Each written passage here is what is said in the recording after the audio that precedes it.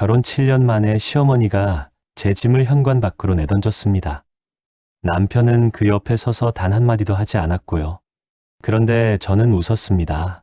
7년 동안 아무도 몰랐던 준비가 그날 비로소 완성되었으니까요. 이수연의 여행 가방이 현관 바닥에 나뒹굴었어. 7년을 버텨온 집에서 이렇게 쫓겨난 거야. 시어머니 박순자의 손길은 거침이 없었어. 낡은 옷가지들이 봉투 밖으로 삐져나왔고 결혼사진 액자마저 대리석 바닥 위에서 산산조각이 났지. 박순자는 씩씩거리며 콧방귀를 뀌었어. 하, 이제 속이 다 시원하다. 이 집 문턱 다시 넘지 마. 박순자 옆에 서 있던 남편 이태우는 입을 열지 않았어.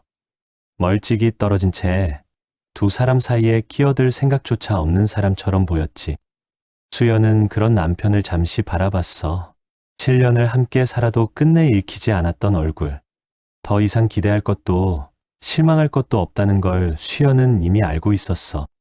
시선을 돌리자 박순자가 수연을 노려보고 있었어. 수연은 천천히 입꼬리를 올렸지. 조용하고 단단한 미소였어. 박순자가 기다리던 비굴함도 절망도 아니었어. 그 눈빛에는 7년이라는 세월이 무색할 만큼 흔들림이 없었지. 박순자가 움찔했어. 예상 밖의 반응이었던 거야. 수연은 현관 바닥에 흩어진 짐들 사이에서 법학개론서 한 권을 집어들었어. 손가락이 책 표지를 스치는 그 짧은 순간, 그녀의 얼굴에 스친 미소는 지난 세월의 고통을 비웃는 것이 아니라 그 모든 것을 견뎌낸 사람의 여유였어. 그리고 그 복수는 이제 막 시작되려 하고 있었어. 이야기는 바로 그날 새벽으로 거슬러 올라가. 쫓겨나기 불과 몇 시간 전 이수연은 여전히 이 집의 며느리였어. 나는 언제나 투명인간이었어. 시어머니의 눈에 나는 그저 내세울 것 없는 집안에서 온 껍데기에 불과했으니까. 새벽 5시, 아직 어둠이 짙게 깔린 시간에 나는 언제나처럼 자리에서 일어났어. 찬물로 세수를 하고 부엌으로 향하면 쌀 씻는 소리와 함께 하루가 열렸지. 오늘은 시아버지 생신상이었어. 어제 저녁부터 박순자 여사는 귀에 못이 박히도록 당부하셨어. 내 손으로 직접 끓인 미역국 냄새가 온 집 안에 퍼져나갔지. 곱게 채 썬 소고기를 볶고 참기름에 달달 볶은 미역을 넣고 국간장으로 간을 맞추는 동안 내 등 뒤에는 보이지 않는 시선이 따라붙는 것 같았어. 정갈하게 반찬들을 담고 갓 지은 밥을 퍼낼 즈음이면 식탁은 어느새 진수성찬으로 가득 찼지. 시어머니와 이태훈이 앉자마자 나는 익숙하게 수저를 놓았어. 하, 이수연, 오늘이 아버님 생신인 걸 알면서 이따위로 차려내는 거야? 박순자 여사의 목소리가 쨍하게 울렸어. 그녀의 시선이 미역국 위에 멈췄지. 이게 미역국이야? 소금물이야? 너희 집은 원래 이렇게 짠 거만 먹고 사니? 집안 내력이 어디 가겠어. 내 손이 밥그릇 위에서 멈춰버렸어. 어떤 변명도 어떤 항변도 입 밖으로 나오지 않았어. 고개를 숙이자 접시 위로 내 머리카락 한 오리 그림자를 드리웠지. 옆에 앉은 이태우는 묵묵히 국을 한 숟갈 뜨며 아무 말도 하지 않았어. 그 침묵이 시어머니의 폭언보다 더 크게 가슴을 눌렀어. 저녁 식사 자리도 다를 게 없었어. 수연아, 애도 없으면서 집안일도 이것밖에 못하니? 사람들이 왜 너보고 그러는 줄 알아? 내가 하는 일이 뭐가 있니? 도대체? 박순자가 뜨거운 국물을 들이키며 혀를 찼어. 아이가 없다는 말은 언제나 가장 깊은 곳을 찌르는 비수였어. 내 손이 나도 모르게 떨렸고 젓가락이 접시 모서리에 부딪히며 작은 소리를 냈지. 나는 황급히 젓가락을 내려놓고 두 손을 무릎 위에 올렸어. 이태우는 또다시 못 들은 척 입가에 묻은 양념을 휴지로 닦았어. 텔레비전 화면에 고정된 그의 시선이 끝내 내게로 오지 않았지. 7년 전 친정 부모님이 내 손을 잡고 잘 살아야 한다며 눈물을 보이던 그 얼굴이 자꾸 떠올랐어. 차마 이런 이야기를 전할 수가 없었지. 혼자 삼켜야 하는 아픔이 이렇게 무거운 거였어. 어두운 방 안 나는 창밖을 바라봤어. 달은 차갑고 고요하게 빛났어. 내일 아침 나는 또 아무 일도 없었다는 듯 부엌으로 향할 거야. 하지만 그 발걸음은 이제 더 이상 단순한 순종만이 아니었어. 지푸라기라도 잡는 심정으로 찾아간 곳은 낡은 건물 3층의 작은 법률사무소였어. 건물 입구부터 세월의 흔적이 켜켜이 쌓여 있었어. 계단을 오를 때마다 발밑에서 삐걱거리는 소리가 났고, 벽에 걸린 낡은 액자들은 먼지를 뒤집어 쓴 채 기울어져 있었지. 대기업 법무팀에서 일하던 시절 번듯한 로펌 건물들을 오가던 내 모습과는 너무나 동떨어진 풍경이었어. 녹슨 명패에는 최민준 법률사무소라고 적혀 있었어. 문을 열고 들어서자 오래된 책들이 빼곡한 작은 공간이 눈에 들어왔어. 한쪽 벽에는 헌법 전집이, 다른 쪽에는 낡은 파일들이 켜켜이 쌓여 있었지. 희귀한 종이 냄새가 코끝을 스쳤는데 묘하게도 마음이 가라앉는 냄새였어. 낡은 소파에는 기다리는 사람들이 늘어져 앉아 있었어. 믹스커피 냄새가 희미하게 맴돌았고 젊은 여직원은 서류 더미 사이에서 간간히 한숨을 내쉬었지. 한편에서는 하나주머니가 옆 사람에게 속삭이는 소리가 들려왔어. 저런 데는 돈만 날리는 기라. 으리으리한 데를 가야지. 그때 안쪽에서 남자가 고개를 들었어. 최민준 변호사였어. 헝클어진 머리, 코끝까지 미끄러진 안경, 헤어진 면바지에 구겨진 셔츠 차림. 겉보기엔 그야말로 동네 아저씨 그 자체였지. 인터넷 커뮤니티에서 저렴하지만 실력 있는 변호사라는 평을 보고 찾아온 참이었지만 그 첫인상에 솔직히 실망감이 앞섰어. 이런 분이 나를 도와줄 수 있을까 하는 의구심이 그림자처럼 따라붙었지. 그가 경상도 사투리를 섞어 물었어. 어서 와요. 앉아요. 무슨 일로 왔습니까? 나는 겨우 입을 열었어. 최민준 변호사님이시죠? 이수연이라고 합니다. 상담 예약했어요. 그는 낡은 수첩을 뒤적이며 내 이름을 확인하더니 고개를 끄덕였어. 그리고 아무 말 없이 따뜻한 차 한 잔을 내밀었지. 투박한 손이었지만 그 안에서 묘한 진심이 느껴졌어. 그는 내 맞은편에 앉아 턱을 괴더니 나를 바라봤어. 겉모습과 달리 그 눈빛은 깊고 조용했어. 오랜 시간 수많은 사람들의 사연을 마주해온 사람만이 가질 수 있는 피로와 연륜이 뒤섞인 눈이었지. 편하게 말해 보이소. 나는 망설이다 입을 열었어. 지난 7년간의 이야기를. 그가 이따금 고개를 끄덕이거나 메모를 적는 소리 외에는 아무것도 들리지 않았어. 단 한 번도 말을 끊지 않았어. 그저 묵묵히 모든 것을 빨아들이는 듯한 눈으로 내 이야기를 들었지. 내가 말을 마치자 그는 잠시 침묵했어. 그리고 몇 가지 질문을 던졌어. 내 말을 제대로 듣지 않았다면 절대 나올 수 없는 핵심을 꿰뚫는 질문들이었어. 재산 분할에 대한 내 생각, 시어머니의 폭언과 남편의 방관에 대한 구체적인 상황들. 그럼요, 아지매, 그게 다 법적으로 증거가 되는 기라에. 녹음도 했다 캐치에 잘하셨습니다. 투박한 말투 그대로였지만 낡은 서류철의 단어 하나하나를 놓치지 않으려는 듯 꼼꼼히 메모하는 손은 달랐어. 다른 의뢰인들이 시끄럽게 떠드는 와중에도 그의 시선은 오직 내 이야기에 집중해 있었지. 그는 잠시 내 서류를 검토하다가 책상 한 귀퉁이에 낡은 돋보기를 집어들었어. 그리고 재산 관련 서류들을 훑기 시작했지. 보통의 동네 변호사라면 대충 넘겼을 법한 작은 숫자들까지 그의 눈은 한치도 허투루 읽지 않았어. 돋보기 너머로 빛나는 눈빛이 순간 서늘하게 달라졌어. 그 짧은 변화 하나가 이 남자의 진짜 모습을 보여주는 것 같았지. 아짐에 마음 단디 묻고 앞으로 내가 시키는 대로만 하이소.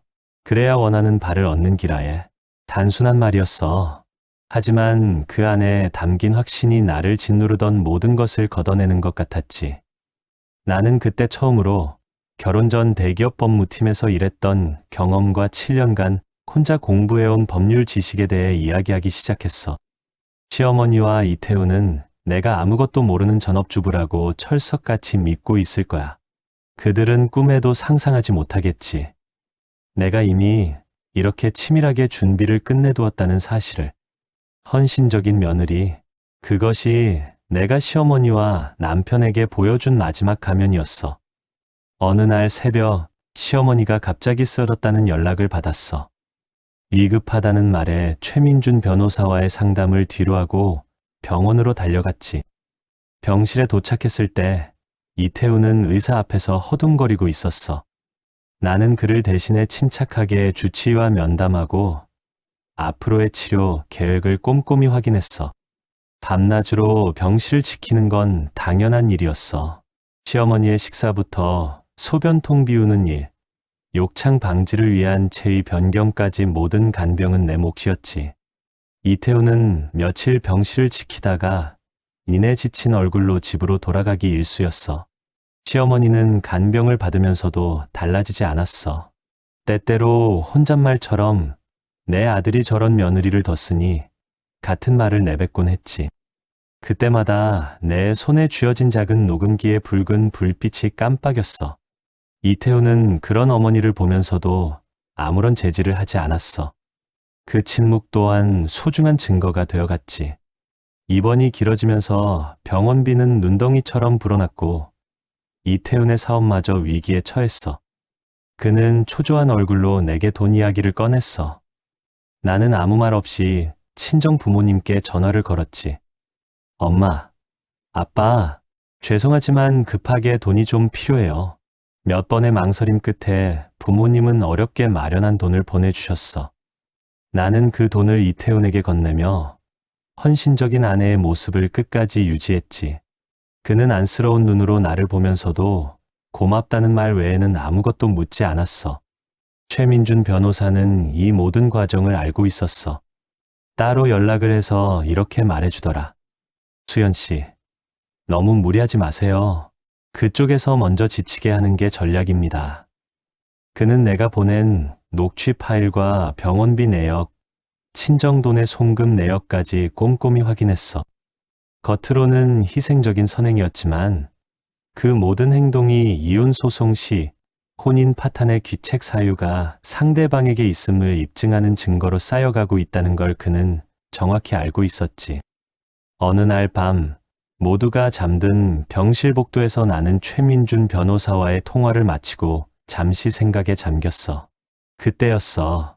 복도 저편에서 낯선 남자의 뒷모습이 시야에 걸렸어. 짙은 어둠 속에서도 묵직한 어깨가 눈에 띄었지. 그는 병실 쪽을 한참 응시하다가 아무 말 없이 발걸음을 돌렸어. 어떤 무거운 결심을 내려놓고 떠나는 사람처럼. 나는 알 수 없는 긴장감에 휩싸인 채 그가 사라진 복도 끝을 오래도록 바라봤어. 그날 친척 모임에서 시어머니는 나를 발가벗겨 세웠어. 내가 없는 자리에서도 그녀의 칼날은 쉬지 않았지. 수연은 병실에서 시어머니의 식사가 끝날 때마다 빈 그릇을 치우고 약을 챙기고 등을 가만히 주물렀어. 간병 일지를 빼곡히 채워가며 시어머니의 모든 언행을 기록했지. 고요한 호수 같은 침묵 속에서 7년의 시간이 쌓아올린 무언가가 단단하게 굳어가고 있었어. 그 시각 최민준 변호사 사무실에서는 정은지 회계사가 남편의 휴대폰 포렌식 자료를 들여다보고 있었어. 수연이 이태훈 몰래 건네준 휴대폰에는 예상보다 훨씬 많은 비밀이 담겨 있었지. 변호사님, 이거 보세요. 은지의 목소리에 미세한 떨림이 묻어났어. 최민준이 서류 더미에서 고개를 들었어. 화면에는 엄마와 아들이라는 폴더가 열려 있었고 제목도 없이 날짜만 적힌 수십 개의 음성 파일이 줄지어 있었지. 첫 번째 파일을 재생하자 박순자의 목소리가 흘러나왔어. 저 며느리는 애도 못 낳고 집안도 없어. 우리 아들 앞길을 막고 있는 거야. 친척들의 맞장구 소리도 따라왔어. 세상에 어쩌면 좋아. 안타까워서 원. 박순자는 거기서 그치지 않았지. 수연이 명의 통장? 내가 관리해 주는 거야. 그 씀씀이가 얼마나 해픈지 알아? 내가 다 알아서 해줘야지. 수연이 돈을 펑펑 쓰는 사람처럼 꾸며대는 목소리였어. 은지는 입술을 꾹 다물었어. 최민주는 팔짱을 낀 채 조용히 그 녹취를 들었어. 그의 턱선이 굳어졌지. 하지만 그게 전부가 아니었어. 은지가 다음 파일을 재생했어. 이번에는 이태훈과 박순자의 대화였어. 엄마, 요즘 수연이가 좀 이상한 것 같아. 이상하긴 뭐가 이상해? 어휴, 답답하. 당장 저 여자 내보내고 내가 점 찍어둔 집안 여자 데려. 그 집이랑 손잡으면 사업이 술술 풀릴 텐데 왜 이렇게 우물쭈물해? 얼른 결판 내. 은지의 손이 마우스 위에서 굳었어. 소리 없는 비명처럼 눈이 커졌지. 최민주는 천천히 눈을 감았다가 떴어. 지난번 병실 복도에서 수연 쪽을 조용히 지켜보던 그 남자의 뒷모습, 그 눈빛의 의미가 바로 이것이었어. 그는 이미 이 그림을 짐작하고 있었던 거야. 이것은 과거의 악행이 아니었어. 지금 이 순간에도 박순자는 수연을 쫓아내고 이태훈에게 다른 여자를 들이려는 계획을 현재 진행형으로 실행하고 있었던 거지. 수연은 여전히 병실에서 시어머니의 손톱을 깎아드리고 있었어. 자신을 향한 이 거대한 음모를 전혀 모른 채로 최민주는 재생이 멈춘 화면을 응시했어. 이 모든 진실이 수연에게 알려지는 순간을 그는 이미 준비하고 있었어. 그날 밤 남편의 휴대폰에서 발견된 낯선 메시지가 내 심장을 얼어붙게 만들었어. 그리고 곧바로 시어머니의 칼날이 내 목을 겨눴지. 이태훈이 유난히 늦게 들어왔어. 새벽 1시가 넘은 시간이었지. 거실 소파에 쓰러지듯 잠든 그의 옆에서 문득 진동하는 휴대폰이 보였어.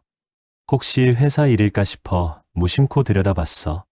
메시지의 알림창의 글자가 내 눈을 멈춰 세웠지. 그분과 얘기 잘 됐어? 어머님이 점 찍은 분이라는데. 손 안의 휴대폰이 순식간에 차가운 쇳덩이로 변하는 것 같았어. 달신인의 이름은 낯설었지만 내용은 너무나 선명했어. 어머님이 점 찍은 그분. 심장이 쿵 내려앉았어. 온몸이 굳어버렸지. 잠든 이태훈의 얼굴을 내려다봤어. 술 냄새와 함께 알 수 없는 향수 냄새가 희미하게 났어.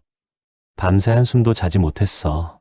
해가 뜨자마자 나는 이태훈을 깨웠어. 그는 눈을 비비며 일어났어. 나는 휴대폰을 그의 눈앞에 들었어. 이게 무슨 말이죠? 이태훈의 얼굴에서 핏기가 빠져나갔어. 눈을 피했어. 아무 말도 하지 못했지. 나는 다시 물었어. 이번에는 목소리에 힘을 실어서. 어머니가 새로운 여자를 소개해 주셨던 건가요? 그의 입술이 달싹거렸어. 아니야, 그런 거 아니야. 더듬거리는 변명 뒤로 결국 그는 고개를 푹 숙였어. 어머니가 한번 만나보라 해서. 그 순간 거실 문이 열렸어. 박순자가 불쑥 나타났어. 잠옷 차림이었지만 눈빛은 날이 서 있었어. 처음부터 엿듣고 있었던 거야. 지금 내가 내 아들을 추궁하는 거야? 감히 내까지 깨? 그녀의 목소리가 집 안을 울렸어. 이태훈은 눈치만 보며 고개를 들지 못했지. 박순자는 내게 손가락을 들이밀었어. 내가 못나서 그런 거 아니냐고. 아이도 하나 못 낳으면서 내 아들 앞길 막지 말고 당장 이 집에서 나가. 그녀는 내 방으로 들어가더니 잠시 후 여행 가방을 끌고 나왔어. 내 옷까지 몇 벌이 구겨진 채 쑤셔 넣어진 가방이었어. 그녀는 그대로 현관문 밖으로 내던졌어. 쿵 소리와 함께 가방이 복도 바닥을 나뒹굴었지. 다시는 이 집 문턱도 넘지 마라. 가슴이 찢어지는 것 같았어. 하지만 이상하게도 내 입가에는 차가운 미소가 번졌지. 뺨에 눈물이 맺혔지만 나는 박순자를 정면으로 마주 보고 서 있었어. 이제 모든 퍼즐이 맞춰졌어. 7년간 쌓아온 모든 준비가 한 점을 향해 수렴하고 있었어. 길바닥에 내던져진 짐들, 조롱하는 시어머니와 외면하는 남편. 나는 모든 것을 잃었지만 동시에 모든 것을 얻게 될 거라 직감했어. 현관 앞 풍경이 낯설지 않았어. 7년을 머물던 이 집이 이미 오래전에 남의 집이 되어버렸으니까. 박순자는 팔짱을 낀 채 내 물건들을 발로 툭툭 찼어. 낡은 캐리어 하나, 종이 상자 몇 개, 그게 7년의 전부였어.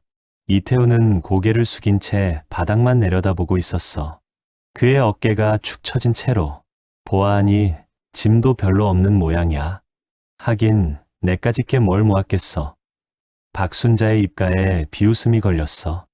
나는 눈을 감았다 떴어. 뺨을 타고 흐르려는 눈물을 꾹 참았어. 이태훈의 그림자가 길게 늘어져 내 짐들을 덮었어. 그는 끝까지 나를 보지 않았지. 그의 외면이 박순자의 어떤 말보다 더 아프게 박혔어. 친정 식구들 얼굴에 먹칠이나 하지 마. 그 얼굴로 다시 오려고 꿈도 꾸지 마라. 친정 부모님을 건드리는 말에 온몸이 굳었어. 꾹꾹 눌러 담았던 감정들이 한꺼번에 터져나오려는 걸 이를 악물고 참았어. 지금은 아니야. 지금은 아니야. 눈물 한 방울이 바닥에 닿았어. 더 이상 서 있을 수 없었지. 짐을 챙겨 그 길을 나섰어. 익숙한 동네를 뒤로하고 정처 없이 걸었어. 결국 찾아낸 곳은 좁디 좁은 고시원이었어. 창문도 없는 작은 방, 눅눅한 공기. 하지만 짐을 풀고 앉자 이상하게도 마음이 차분해졌어. 더 이상 잃을 것이 없다는 사실이 오히려 해방감을 주었어. 그리고 그 고요함 속에서 차디찬 이성과 뜨거운 의지가 한데 뭉쳐 활활 타오르기 시작했지. 아파트 단지를 막 벗어나던 그때 나는 문득 걸음을 멈추고 뒤를 돌아봤어. 어둠이 내리는 길가에 병실복도에서 마주쳤던 그 묵직한 실루엣이 보였어. 내 짐이 내던져진 현관 앞을 한참 바라보던 그는 조용히 고개를 끄덕이고는 발걸음을 옮겼어. 마치 확인을 마친 사람처럼. 그가 누구인지는 곧 알게 될 터였어. 길거리에 앉은 그날 밤, 나는 가장 단단한 결심을 했어. 더 이상 물러설 곳이 없었으니까. 차가운 고시원 방바닥에 앉아 한참 벽을 바라봤어. 좁은 방 한 칸이 나의 마지막 보루가 된 거야. 친정 부모님 얼굴이 스쳐 지나갔어. 잘 살아야 한다던 그 마지막 당부가 가슴을 찔렀지. 목구멍이 꽉 막혀 오는 것 같았어. 하지만 주저앉을 수는 없었어. 이제는 내가 나를 지켜야 할 때였으니까. 낡은 휴대폰을 들어 정은지에게 전화를 걸었어. 은지야, 나야. 수연 언니. 수화기 너머로 잠시 침묵이 흘렀어. 언니, 무슨 일이야? 어디야, 혹시? 괜찮아. 나 지금 고시원이야. 이제 시작이야. 우리가 준비했던 거 전부 꺼내야 할 때가 왔어. 은지의 목소리가 낮고 단단하게 굳었어. 언니, 다 알아. 이제 내가 옆에 있을게. 절대 혼자 두지 않을 거야. 포렌식 자료를 분석하며 이미 모든 것을 알고 있었던 은지였어. 그 한마디가 긴 싸움을 앞두고 나를 지탱해주는 마지막 끈이었어. 나는 고개를 끄덕이며 눈을 감았어. 다음 날 아침이 밝았어. 밤새 한숨도 자지 못했지만 내 얼굴에는 결연한 표정이 서려 있었지. 시어머니와 이태우는 내가 울며 빌 거라 생각했겠지. 내가 무릎 꿇고 용서를 구할 거라고 철석같이 믿었겠지. 나는 휴대폰을 들어 최민준 변호사에게 연락했어. 변호사님, 이수연입니다. 이혼 소송 절차를 즉시 진행해 주시겠어요? 그의 목소리가 달라져 있었어. 평소에 부드럽고 느긋한 말투 대신 차갑고 단호한 목소리가 수화기를 타고 흘렀어. 네, 이수연 씨. 모든 준비는 이미 끝났습니다. 이제 저희가 판을 뒤집을 차례입니다. 그들이 생각지도 못한 방식으로요. 그 목소리를 들으며 나는 비로소 숨을 내쉬었어. 7년을 묻어둔 모든 것이 이제 수면 위로 떠오를 참이었어. 그리고 그 순간 공원 벤치 한편에서 낯선 남자가 조용히 자리에서 일어나고 있었어. 그는 최민준 변호사의 오랜 조력자였어. 모자 챙 아래로 입가에 희미한 미소가 번졌지.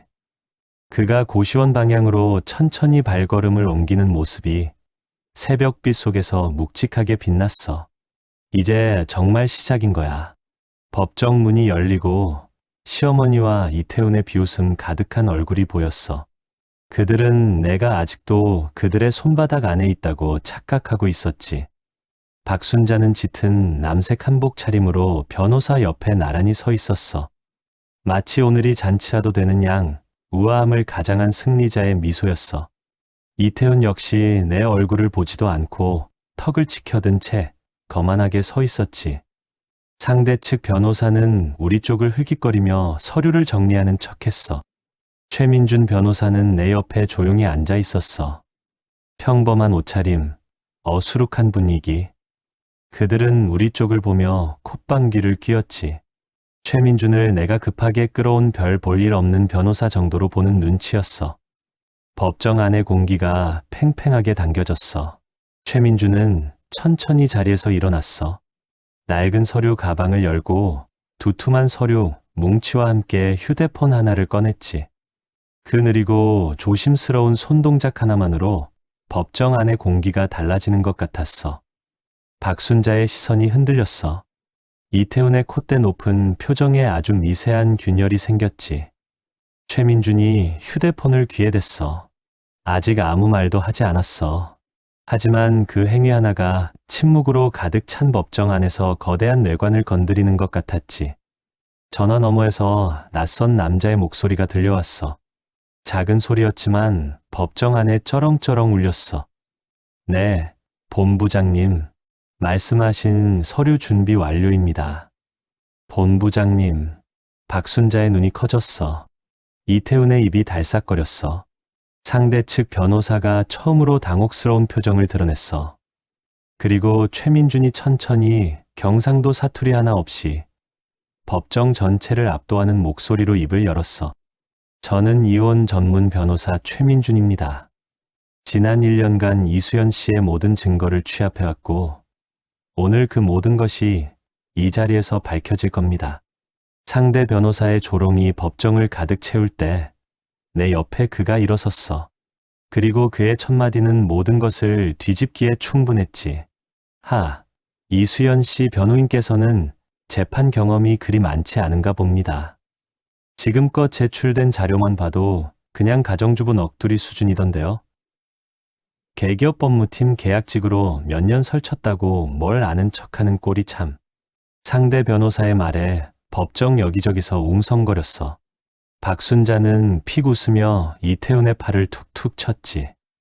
그 얼굴에는 이미 승리를 확신하는 비열한 미소가 번져 있었어. 그때였어. 그만. 최민준이 입을 열었어. 낮은 한마디였지만 법정 안의 모든 소음이 단숨에 잦아들었어.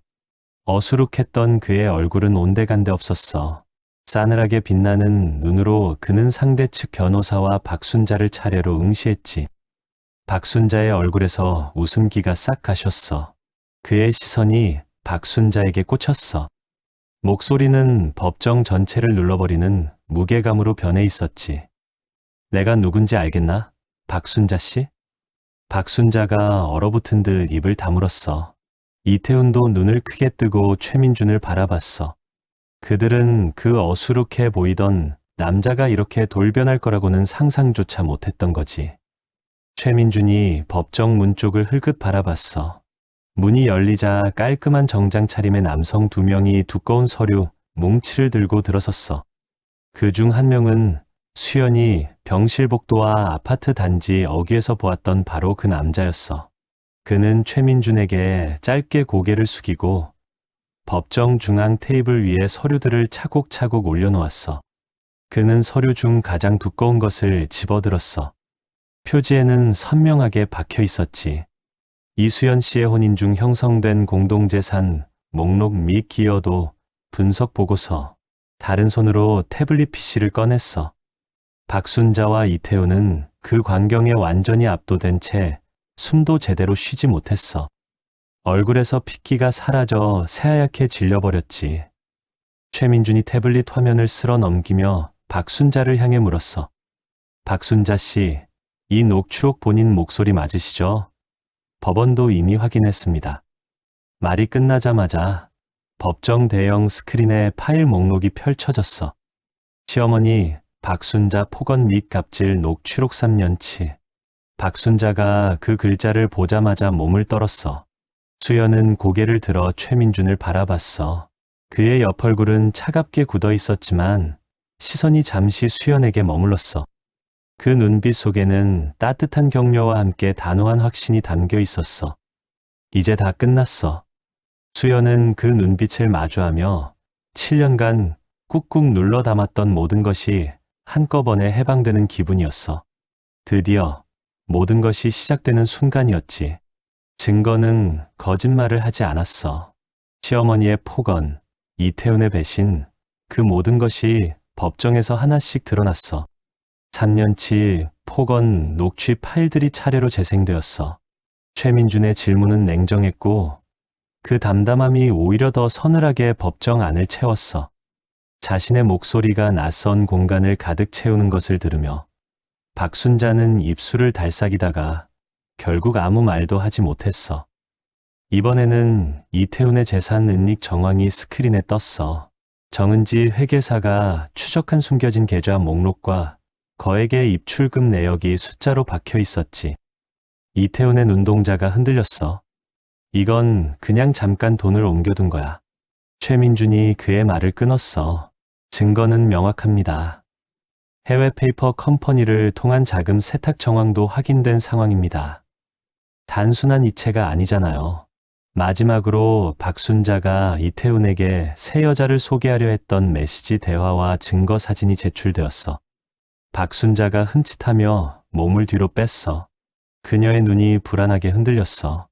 법정은 싸늘한 침묵에 잠겼어. 수연은 그 모든 과정을 조용히 응시했어.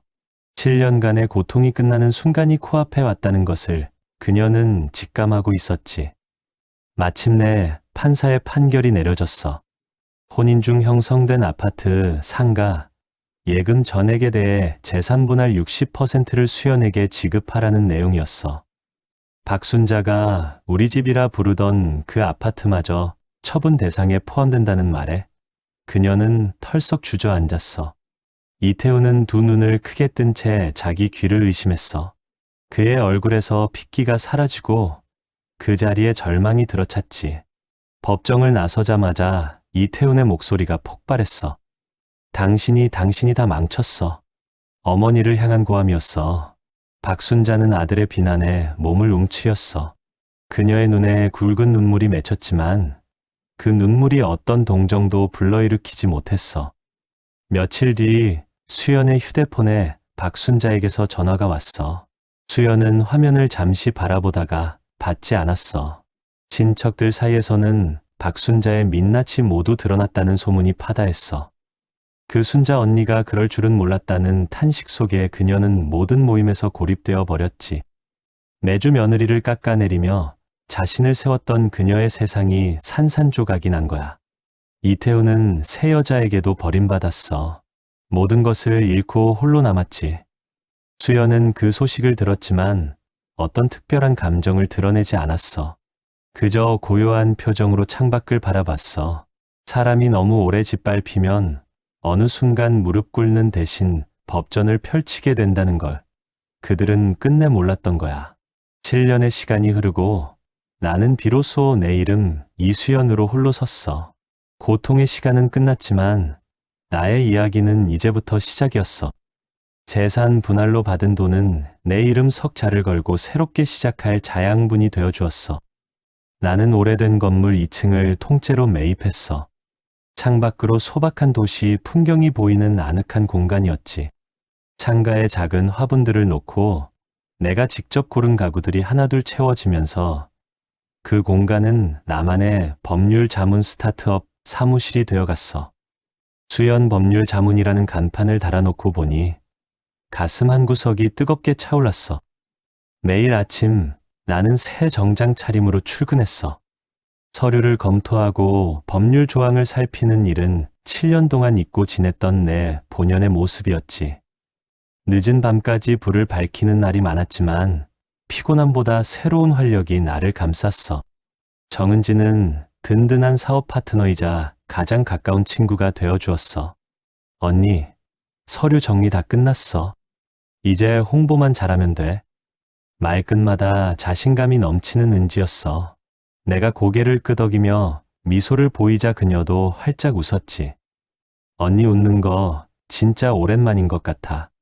예전엔 항상 뭔가 짓눌린 표정이었잖아. 나는 아무 말 없이 은지의 어깨를 가볍게 두드렸어. 최민준 변호사는 여전히 나의 든든한 조언자였어. 가끔 사무실에 들러 차 한 잔을 기울이며 새로운 법률 동향이나 사업 방향에 대해 이야기해주곤 했어. 이수연 씨, 이제는 본인의 길을 걷는 게 보입니다. 참 잘하고 있어요. 그 한마디가 오랜 시간 쌓였던 짐을 내려놓게 하는 것 같았어. 나는 두 손으로 찻잔을 감싸쥐고 조용히 그 온기를 느꼈지. 가장 중요했던 건 친정 부모님께 모든 것을 말씀드린 날이었어. 딸 자식이 걱정할까봐, 나약하게 보일까봐 꾹꾹 눌러 담았던 이야기들을 꺼내놓았지. 부모님은 내내 아무 말도 하지 않으셨어. 그저 묵묵히 내 손을 잡아주셨어. 모든 이야기를 마쳤을 때 어머니는 소리 없이 눈물을 흘리셨어. 아버지도 붉어진 눈시울로 내 어깨를 토닥여 주셨지. 그때 내 안에서 오랜 시간 뭉쳐있던 응어리가 스르르 풀렸어. 뜨거운 눈물이 하염없이 흘러내렸어. 엄마, 아빠 저 이제 괜찮아. 목소리가 젖어들었지만 마음은 한없이 가벼워지고 있었어. 7년간의 고통과 인내가 헛되지 않았다는 것을 그 순간 깨달았어. 복수를 넘어 나는 진정한 나 자신을 되찾는 길 위에 서 있었어. 눈물을 닦고 고개를 들자 창밖으로 햇살이 쏟아져 들어왔어. 나는 그 빛을 향해 천천히 걸어 나갔어. 나의 이야기는 이제 정말 시작인 거야. 아무도 몰랐겠지요. 조용히 짐을 싸서 사라질 것 같던 그 며느리가 사실 가장 치밀하게 준비된 사람이었다는 것을. 시어머니는 며느리가 무릎을 꿇고 용서를 빌 거라 생각했을 거야. 남편도 그녀가 아무것도 모르는 여자라고 철석같이 믿었겠지. 하지만 이수연 씨는 7년이라는 시간 동안 묵묵히 아주 치밀하게 준비하고 있었어. 처음엔 그저 나가면 그만이라고 생각했다고 해요. 집을 나가면 끝이라고. 그런데 사람이 너무 오래 짓밟히다 보면 무릎 꿇는 대신 다른 선택을 하게 되더라고. 어느 순간 법전을 펼치게 되는 거야. 그냥 참는 것과 단단하게 준비하는 것은 완전히 다른 이야기라는 걸 이수연 씨의 삶이 우리에게 보여줬어. 여러분의 삶에도 혹시 묵묵히 삼키고만 있는 이야기가 있나요?